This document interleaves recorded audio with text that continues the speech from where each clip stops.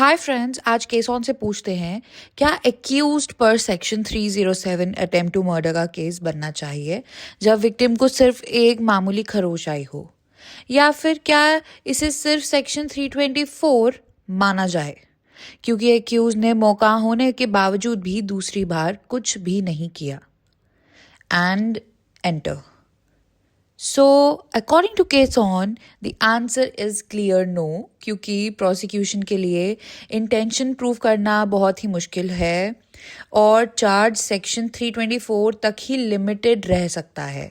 Section 307 IPC के लिए mains रिया यानी जान लेने की इंटेंशन या पक्का इरादा होना चाहिए, जैसे कि शिवामणि वर्सेस स्टेट में कहा गया है कि हमें सराउंडिंग सर्कमस्टांसेस और वेपन का नेचर देखना पड़ता है, जबकि सेक्शन 324 तब अप्लाई होता है जब डेंजरस वेपन से सिर्फ हर्ट पहुंचाया गया हो या पहुंचाने का इरादा हो।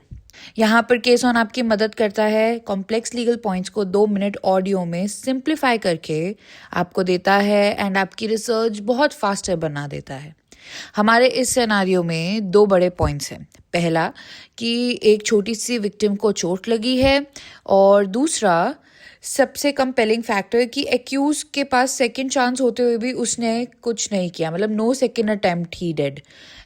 तो ये दिखाता है कि मर्डर का इंटेंशन नहीं था, और सुप्रीम कोर्ट ने शिवामणि केस में कन्विक्शन को 307 से हटाकर 324 में इसीलिए बदला था क्योंकि वहाँ रिपीटेड ब्लोज नहीं थे, जबकि state of MP versus Harjeet Singh जैसे केसेस में जहाँ 4 बार चाकू मारा गया था वहाँ 307 सही था। तो कंक्लूजन ये है कि टोटालिटी में सर्कमस्टांस को देखते हुए हमारे क्वेश्चन के हिसाब से 307 प्रूव नहीं हो पाएगा एंड 324 प्रूव होना ज़्यादा पॉसिबल है। इसी के साथ केस ऑन पर एक और रिसर्च हमने मिनट्स में कंप्लीट कर दी।